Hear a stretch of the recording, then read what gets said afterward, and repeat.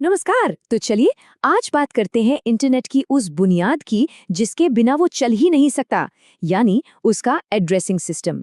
ये कहानी है कि कैसे इंटरनेट पतों की कमी वाली दुनिया से निकलकर एक ऐसी जगह पहुंचा जहां संभावनाएं लगभग अनंत हैं।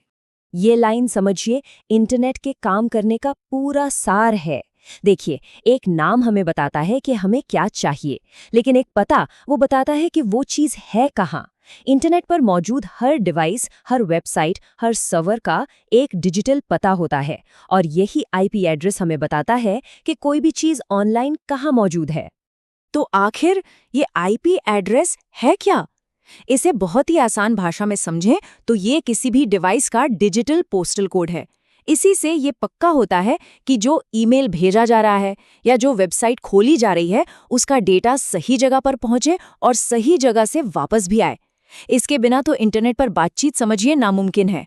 तो ये कहानी शुरू होती है इंटरनेट के शुरुआती दिनों से, जब इसे बनाने वालों ने एक एड्रेसिंग सिस्टम तैयार किया जिसे नाम दिया गया IPv4, यानी इंटरनेट प्रोटोकॉल वर्जन 4। यही वो नींव थी जिस पर आज की पूरी डिजिटल दुनिया खड़ी हुई है। IP4 देखने में बड़ा ही सिंपल था। ये एक 32 बिट का सिस्टम था।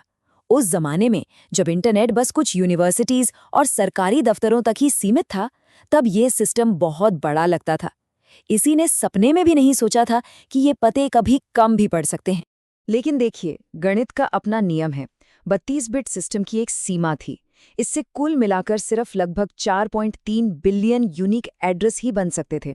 आज की दुनिया में जरा सोचिए, जहां अरबों लोग और उनसे भी कहीं ज्यादा डिवाइस ऑनलाइन है, ये संख्या कितनी मामूली लगती है ना?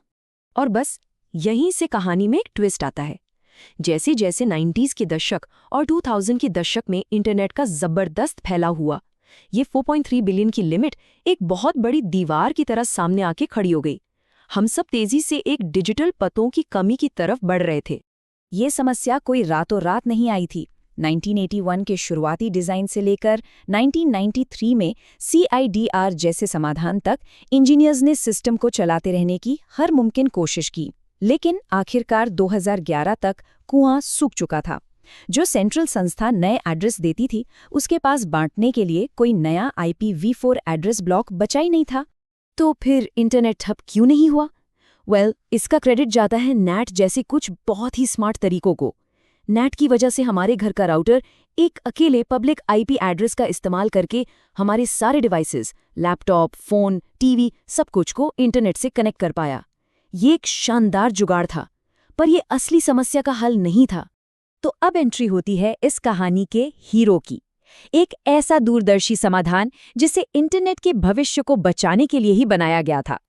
इंटरनेट प्रोटोकॉल वर्जन 6, या जिसे हम सब जानते हैं IPv6 के नाम से। और जरा इस बदलाव के पैमाने को देखिए। हम 32 बिट से सीधे 128 बिट पर चले गए। अब नंबरों में इसका क्या मतलब है? IPv4 में थे करीब 4.3 बिलियन एड्रेस और IPv6 में है लगभग 340 अनडेसिलियन। ये संख्या इतनी ज्यादा बड़ी है कि इसे लिखना भी मुश्किल है। ये 340 के बाद 36 जीरो लगाने जैसा है। इसने पतों की कमी वाली समस्या को हमेशा के लिए हल कर दिया।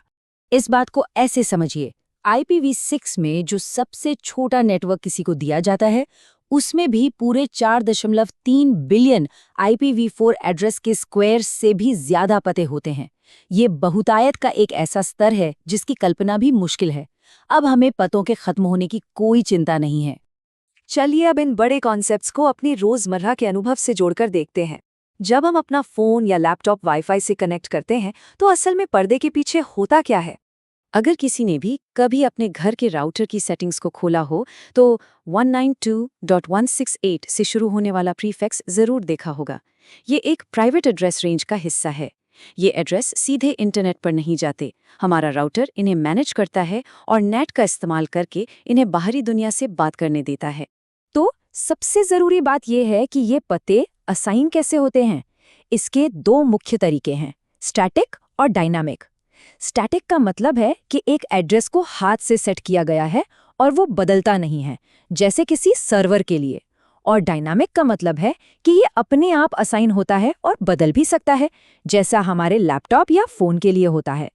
ज़्यादातर समय हम सभी डायनामिक असाइनमेंट का ही इस्तेमाल करते हैं, एक प्रोसेस के ज़रिए जिसे DHCP कहते हैं।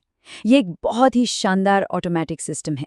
जैसे ही हम वाईफाई से जुड़ते हैं, डिवाइस मदद के लिए एक आवाज़ लगाता है, DHCP सर्वर जवाब देता है और बस हम ऑनलाइन हो जाते हैं। इसी वजह से किसी भी नेटवर्क से कनेक्ट करना इतना आसान होता है। तो हमने ये सफ़र देखा कमी से अनंत तक का।